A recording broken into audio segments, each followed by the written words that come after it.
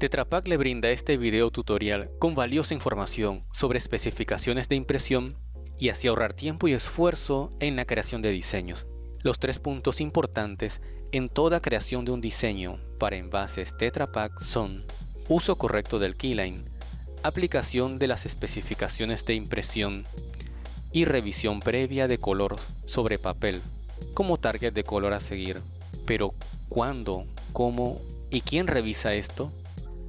Es en la primera etapa del proceso de diseños que invertimos el tiempo y esfuerzo necesarios para ver todos los detalles relacionados al diseño. Veamos ahora el primer elemento clave, el keyline o plano mecánico. Para cada tipo de envase y tamaño existe un keyline específico que es proporcionado por Tetra Pak, y sobre este keyline debe ser realizado su diseño. De otra forma, nos exponemos a que las propuestas no estén en el tamaño correcto ni considerando las zonas de impresión en el envase. El archivo del keyline es enviado por Tetra Pak al cliente en formato Adobe Illustrator y una copia en PDF para que cualquier computadora pueda abrirlo.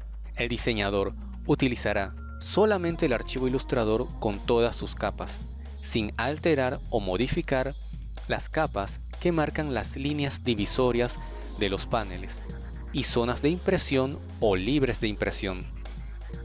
Para ubicar mejor los elementos dentro del keyline, contaremos los paneles de izquierda a derecha: panel 1, panel 2, panel 3, panel 4 y panel 5. El panel 3 es el front panel y la unión de los paneles 1 y 5 formarán el back panel. Esta numeración de paneles variará de acuerdo al tipo de envase Tetra Pak. Cada keyline tiene 4 características importantes que deben ser iguales a las que utiliza el cliente en su planta de producción. Estas son: tipo de envase, en este caso es un TBA, acrónimo de Tetra Brick Aseptic. Tamaño: 1000, 2000, 500, 200, significa el contenido en mililitros. Formato: puede ser base, slim o mid, entre otros. Esto tiene que ver con el alto, ancho y profundidad del envase. Apertura: PPH, siglas de Pre-Punch Hole, Recap, Slim Cap o Wave, entre otras, lo que indica el tipo de apertura que va a tener el envase. Al final, en este ejemplo tenemos un keyline de TBA litro slim con recap. Esta descripción se encuentra en la parte inferior derecha de todos los keylines enviados por Tetra Pak, y con esto puede el diseñador confirmar que está trabajando sobre el keyline correcto. Capas del keyline. Los keylines en archivo Illustrator vienen con capas que contienen las líneas divisorias, máscaras y zonas de diseño. Por favor, no modifique estos layers, ya que le brindan información sobre dónde puede colocar elementos y dónde no lo puede hacer. Para comenzar a diseñar, agregue otras capas en la que podrá colocar sus textos, y aparte otra capa para incluir imágenes. Esto facilita el proceso de retoque y ensamble de archivos y evitamos retrabajos por archivos que llegan en una sola capa. Traslape posterior. Evita el uso de textos de párrafo en las zonas del sellado en el back panel, ya que existe un riesgo de desplazamiento de 1 milímetro de izquierda a derecha o viceversa, lo que puede afectar textos y elementos pequeños que estén en medio de la línea de unión. Posición de elementos. En la parte superior de los paneles 1 y 5 es necesario rotar los elementos, ya que en la formación del envase estos textos o logos tomarán la orientación correcta de lectura. Zona de sangrado. Los elementos, como textos o logos, deben respetar un área de sangrado o margen de 2 milímetros desde la línea de división de los paneles. Si usted coloca elementos dentro de este margen, estos serán automáticamente ajustados para que tengan esa reserva. Por favor, considérelo. Tamaño de códigos de barra. Por disposiciones internacionales, los códigos de barra deben cumplir con un tamaño mínimo para garantizar su lectura. De lo contrario, existe el riesgo que en el punto de venta estos códigos no puedan ser registrados por el escáner. La altura que se recomienda es de 2.5 centímetros, siendo su ubicación horizontal en los paneles laterales 2 o 4, ocupando todo el ancho del panel. No es necesario que el cliente genere el código de barras, solamente que envíe los dígitos y confirme si es EAN o UPC. Ahora pasamos al segundo punto clave en la creación de diseños: ganancia de punto y fuera de registro. Como ya hemos mencionado, la flexografía es el sistema de impresión utilizado por Tetra Pak. Tenemos que considerar dos fenómenos de impresión que se acentúan en flexografía: ganancia de punto y fuera de registro. Debido a esto, es necesario conocer y seguir las especificaciones de impresión para evitar o estar anuentes a estos fenómenos. Como nota, podemos mencionar que todos los procesos de impresión industriales tienen en mayor o menor medida ganancia de punto. Durante el proceso de impresión, los puntos se incrementan ligeramente el tamaño. La ganancia de punto es principalmente causada por la presión aplicada durante la impresión. Todos los objetos impresos son afectados por la ganancia de punto, y diferentes procesos de impresión dan como resultado diferentes ganancias de punto.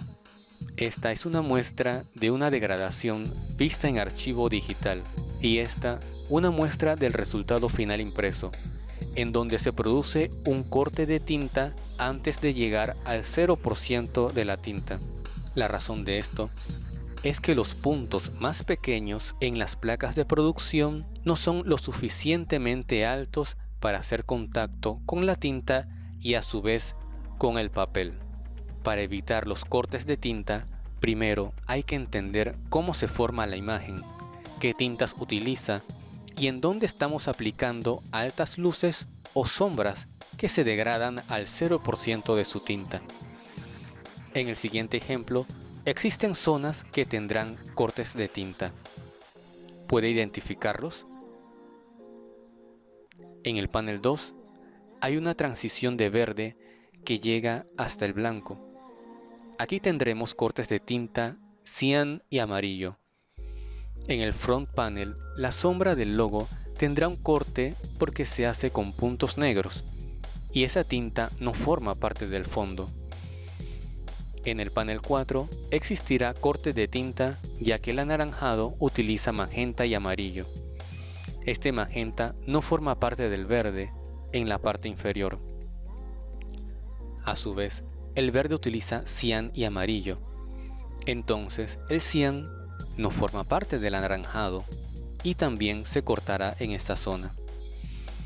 Las recomendaciones para evitar estos cortes de tinta son: no usar porcentajes inferiores a 2% en los archivos digitales. Si se desea una previsualización, puede utilizar como mínimo 15% para hacer muestras impresas. Esto le dará un aproximado de cómo lucen los diseños en producción final con ganancia de punto impreso. Evite las sombras que terminen en 0% de negro y evite las luces o destellos que terminen en 0% de blanco. Fuera de registro. Quiere decir un ligero movimiento entre placas durante la impresión. El sustrato se mueve en ambas direcciones, horizontal y vertical. Textos y fuera de registro. Si más de un color es utilizado para texto positivo o negativo, podría resultar en texto ilegible a causa del fuera de registro. Esto es crítico, especialmente en textos legales. A continuación, unos ejemplos de textos positivos: a una tinta, a 2 tintas y a 3 tintas. Lo recomendable es aplicar solamente una tinta al 100% en textos positivos. Estos son ejemplos de textos negativos, en donde el fondo es lo que se imprime, dejando un espacio sin tinta para formar el texto. Lo recomendable es aplicar solamente una tinta al 100% en el fondo. Líneas y fuera de registro. Para lograr un buen registro de líneas positivas, estas deben estar a una tinta solamente, ya que el resultado final de líneas con 2 porcentajes de tintas sería un fuera de registro.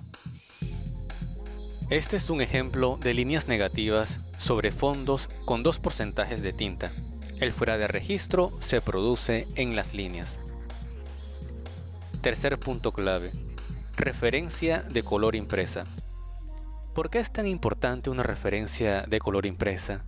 Al final de todo este proceso, lo que se obtendrá es una impresión expuesta en un punto de venta. Lo ideal es comprender cómo se comporta el diseño sobre el papel y en góndola antes de enviarlo a Tetra Pak. Cada monitor refleja un tono distinto del mismo archivo, o sea, que el color que ve el diseñador en su pantalla no es el mismo que ve el cliente, ni es el mismo que ve Tetra Pak en pantalla.